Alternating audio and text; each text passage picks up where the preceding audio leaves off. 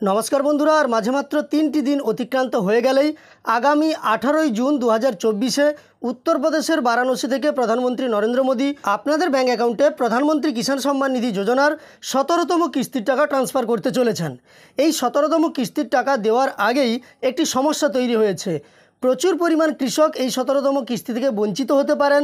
এই সম্পর্কিত তথ্য আজকের ভিডিওতে আপনাদের আমি দেখাবো। এই ব্যাপারে এগ্রিকালচার ইন্ডিয়ার মনোজ কুমার গুপ্তা সিএসসিদের ভিডিও কনফারেন্সের একটি অনুষ্ঠানে তিনি জানিয়েছেন যে এই মুহূর্তে একটি বড় সংখ্যক কৃষক তাদের ইকেওয়াইসি করেননি, ফলে তারা 17তম কিস্তি থেকে বঞ্চিত হতে পারেন। কিন্তু সরকার চায় সবাইকে টাকা দিতে, সেই কারণে এই সংখ্যাটাও তিনি উল্লেখ করেছেন কতজন কৃষক এখনও পর্যন্ত ইকেওয়াইসি করেননি।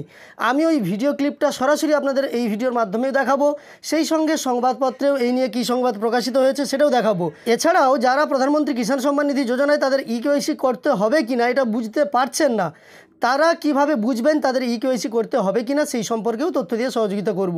তার জন্য আপনাকে ভিডিওটি অবশ্যই শেষ পর্যন্ত দেখতে হবে। আর সেই সঙ্গে আপনাদের কাছে একটি ছোট্ট অনুরোধ রইল, এই চ্যানেলে যারা নতুন এসেছেন তারা অবশ্যই চ্যানেলটিকে সাবস্ক্রাইব করে পাশে থাকা নোটিফিকেশন বেল আইকনটা অল করে রাখবেন।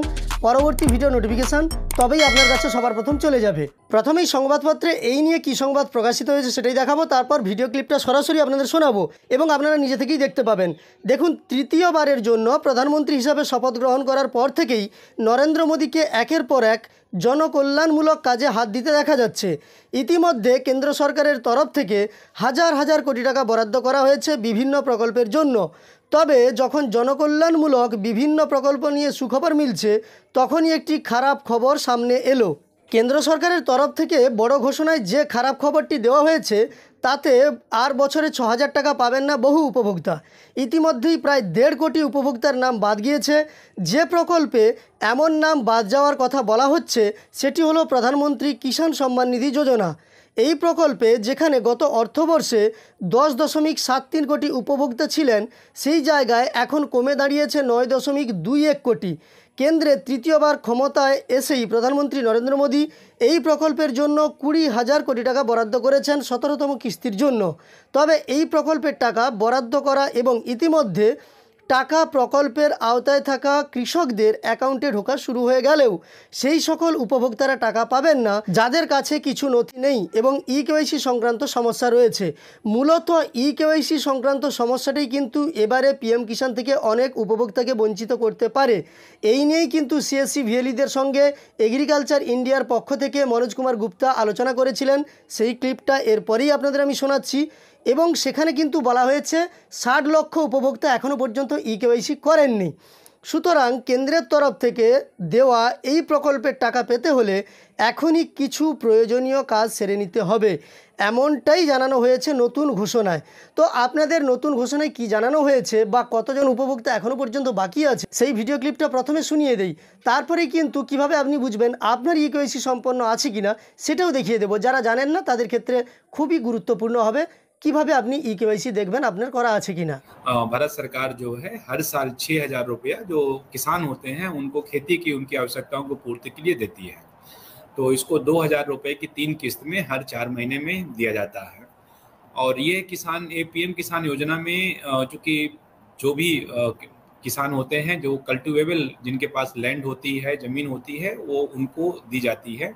और यह एक परिवार फैमिली स्कीम है। तो फैमिली स्कीम में मतलब कि फार्मर्स फैमिली में एक भी परिवार में जो भी पति पत्नी और उनके बच्चे होते हैं उनमें से एक लोग जो है यह किसान इस स्कीम के लिए वो योग्य होते हैं।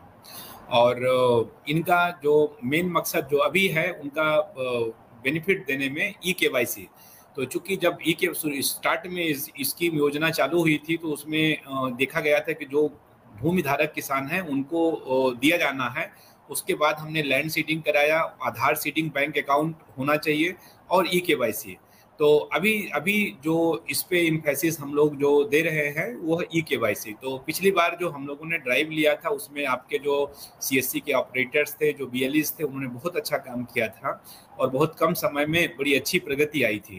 तो उसी के रेफरेंस में ये है कि अगर आपके जो बीएलईज लोगों के लिए एक बड़ी अपॉर्चुनिटी है कि अभी भी हमारे पास करीब 60 लाख ऐसे फार्मर्स हैं जो जिनका ई-केवाईसी नहीं हुआ है।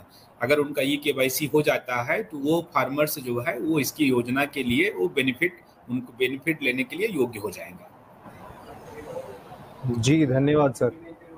तो जैसा सर ने बताया कि 60 लाख से ऊपर ऐसे हमारे किसान हैं, जिनका अभी भी ई-केवाईसी नहीं हुआ है और वो इस स्कीम के अंदर आने के लिए एलिजिबल हैं।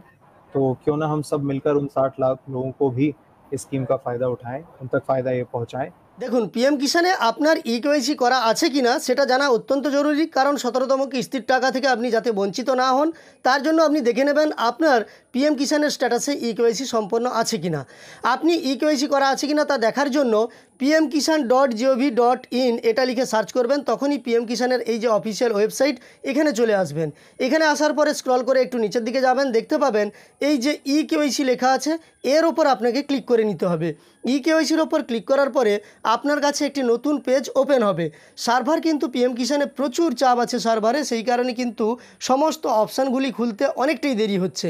যাই হোক, ইকেওয়াইসির অপশানটা খুলে গেলেই আপনাদের আমি দেখাচ্ছি। দেখুন অপশানটা খুলে গেছে, এখানে লেখা আছে ওটিপি বেসড ইকেওয়াইসি।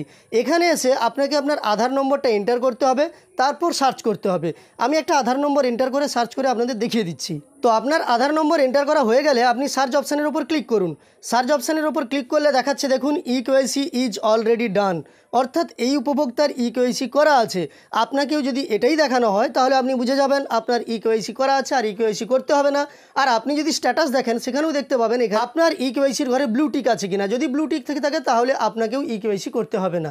যাই হোক, আজকের ভিডিওর মাধ্যমে আপনাদের জন্য পিএম কিষানে যাতে একজন উপভোক্তাও যাতে বাদ না যান তার জন্য কি করতে হবে সেই সংক্রান্ত তথ্য দিয়ে সহযোগিতা করার চেষ্টা করলাম। আমার দেওয়া তথ্যগুলো আপনাদের যদি উপকারে এসে থাকে একটি লাইক করে আমাদের আরও উৎসাহিত করবেন।